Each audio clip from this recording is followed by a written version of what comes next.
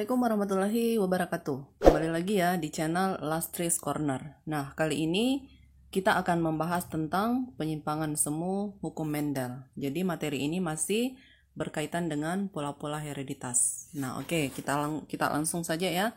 Nah, sebelumnya jangan lupa ya like, share, dan subscribe. Nah, penyimpangan semu hukum Mendel. Kenapa dikatakan penyimpangan semu? Karena persilangan ini dia melenceng dari perbandingan genotip pada hukum Mendel di hibrid, yaitu 9331.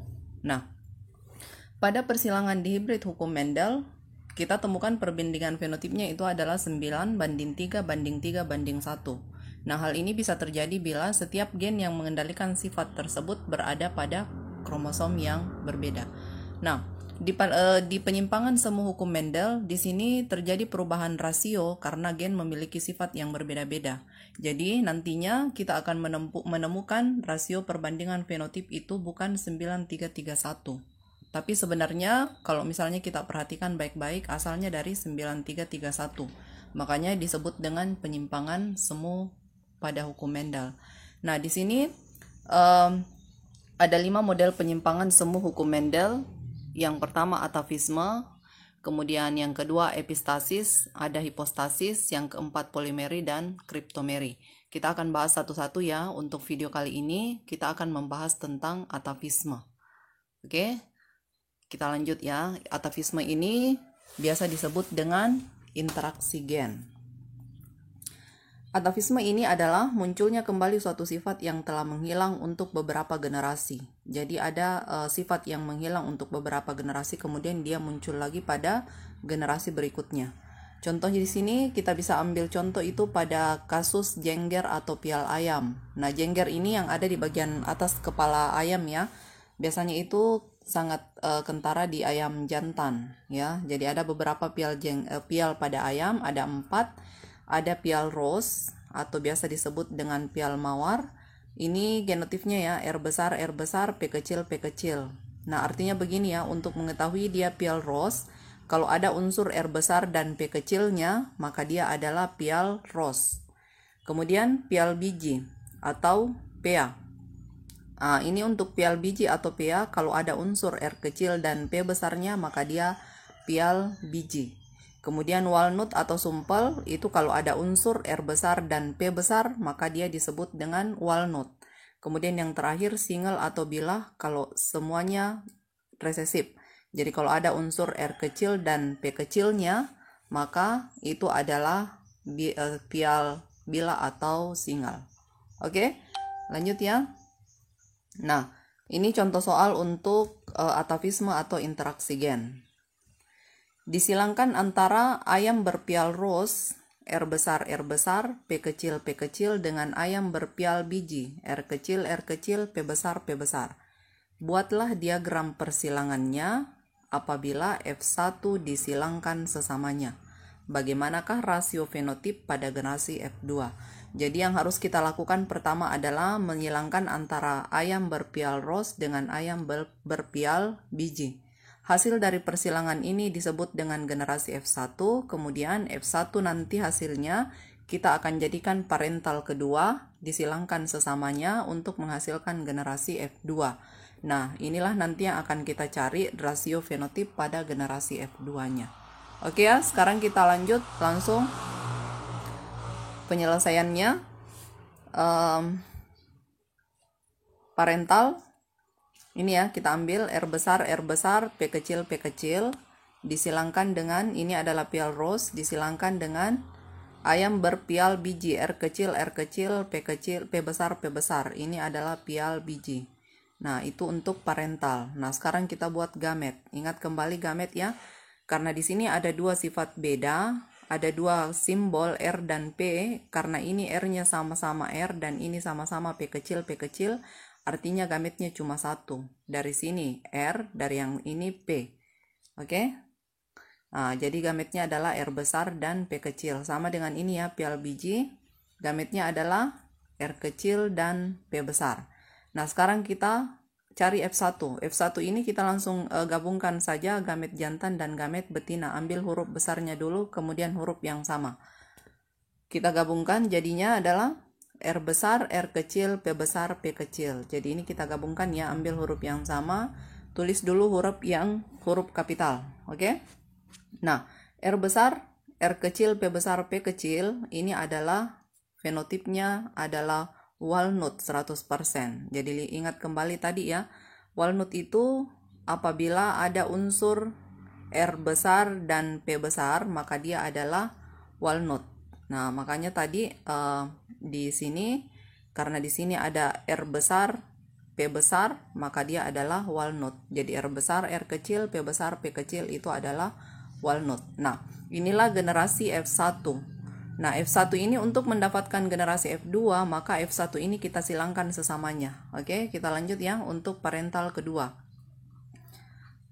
Ini untuk parental kedua ya, bukan F2 ya. Maaf, di sini ada salah ketik. Jadi di sini adalah parental kedua. Oke, ini adalah P2. Nah, parental kedua disilangkan walnut R besar, R kecil, P besar, P kecil. Ini dari F1 tadi ya. Disilangkan dengan sesama walnut R besar, R kecil, P besar, P kecil. Kemudian kita lihat gametnya. R besar, P besar. Jadi ini ya cara mencari gamet yang ini dulu. Kemudian selanjutnya R besar, P kecil. Kemudian selanjutnya R lagi, R kecil, P besar. Kemudian selanjutnya R besar, R kecil, P kecil. Oke. Saya kira semua sudah mengerti ya cara membuat gamet dengan dua sifat beda. Lanjut, sama ya, gametnya sama, R besar, P besar, R besar, P kecil, R kecil, P besar, dan R kecil, P kecil. Ini saya berikan warna yang berbeda gamet jantan dan betina agar nantinya gampang dibedakan ya penggabungannya, oke? Nah, setelah mendapatkan gametnya, kita buat diagram papan catur untuk F2-nya. Nah, seperti ini. Jadi, di bagian sini kita akan tulis gamet jantan, betina, di bagian sini kita akan tulis gamet betina. Oke? Nah, sekarang ini ya untuk gamet jantan. Kita tulis di sini. Maaf ya, terbalik ya, harusnya di sini jantan. Kita pindahkan ke kolom ini sama ya. R besar, P besar, R besar, P kecil, R kecil, P besar, dan R kecil, P kecil. Kemudian selanjutnya yang ini, yang warna hijau, kita pindahkan ke tabel yang ini. Ya, R besar, P besar, R besar, P kecil, R kecil, P besar, dan R kecil, P kecil. Oke? Nah, sekarang untuk mengisi kolom-kolom yang ada di sini, itu kita gabungkan, lihat baris yang sama. Jadi untuk mengisi kolom yang ini itu dari sini digabungkan. Jadi perhatikan warna penggabungannya agar bisa betul dipahami ya asalnya. Nah, jadi ini ada dua warna, itu artinya dia berasal dari kotak yang ini. Ya, jadi untuk mengisi kotak yang ini. Nah, R besar, R besar, P besar, P besar. Selanjutnya R besar, R kecil, P besar, P kecil. R besar, R kecil, P besar, P kecil. Jadi ini ya hasilnya dari sini. Oke. Kemudian selanjutnya ini dari sini. Oke, bisa dipahami ya. Selanjutnya ini dengan ini. Oke. Nah, selanjutnya penggabungan ini dengan ini itu akan menghasilkan yang ini. Oke. Kemudian selanjutnya untuk ini dengan ini akan menghasilkan yang ini. Oke. Ya, jelas ya. Oke, selanjutnya untuk baris berikutnya. Kita gabungkan ini dengan ini, hasilnya adalah ini. Kemudian kita gabungkan lagi yang ini dengan ini, hasilnya adalah R besar, R kecil. Oke, selanjutnya yang kita gabungkan ini, hasilnya adalah R besar, R kecil, P besar, P besar. Kemudian selanjutnya kita gabungkan yang ini dengan yang ini, hasilnya adalah oke, sekarang baris terakhir ya. Kita gabungkan ini dengan ini, hasilnya adalah R besar, R kecil, P besar, P kecil. Bisa diperhatikan warnanya ya. Kalau bingung asalnya dari mana, tolong perhatikan warnanya supaya lebih jelas. Ini dengan ini kita gabungkan. Ya, hasilnya adalah yang ini. Oke. Kemudian yang ini kita gabungkan dengan yang ini. Hasilnya adalah yang ini. R kecil, P besar, P kecil. Terakhir ini kita gabungkan dengan yang ini. Hasilnya adalah R kecil, P kecil, P kecil. Nah, inilah semua genotip yang ada pada perbandingan parental kedua. Ya, jadi semua yang ada di sini inilah semua genotipnya. Ya, nah sekarang kita tentukan fenotipnya masing-masing. Mulai dari tabel yang pertama. Ada unsur R besar dan P besar walnut, ini juga walnut, yang ini juga walnut, ini juga masih walnut, walnut lagi. Ini rose karena dia cuma ada R besar dan P kecil, maka dia rose, tidak ada P besar ya, jadi bukan walnut. Ini walnut karena ada R besar dan P besar, yang ini rose karena ada R besar dan P kecil. Ini walnut R besar dan P besar, ini juga walnut, kemudian ini PA R kecil dan P besar, kemudian PA lagi R kecil dan P besar, walnut lagi R besar P besar, R besar P kecil rose, kemudian ini PA, dan yang terakhir adalah single. Nah, sekarang tinggal kita hitung berapa jumlah walnut, berapa jumlah PA, berapa jumlah rose dan PA, single. Kita lihat ya untuk rasio fenotip. Nah, yang pertama walnut. Jumlahnya 9 ya. 1, 2, 3, 4, 5, 6, 7, 8, 9. Oke. Lanjut. Rose. 1, 2, 3. Ada 3. Kemudian PA. 1, 2, 3. PA. Kemudian yang terakhir single. Ada 1. Jadi, rasio perbandingan fenotip di sini adalah 9331. Nah, mungkin ada yang bertanya, kenapa dia dimasukkan ke dalam penyimpangan semu hukum Mendel sementara rasio perbandingannya adalah 9331. Nah, ini karena di persilangan awal tadi itu dihasilkan rasio fenotip, dihasilkan fenotip yang berbeda dengan fenotip induk. Jadi ada kombinasi baru yang dihasilkan, yang baru muncul yaitu walnut.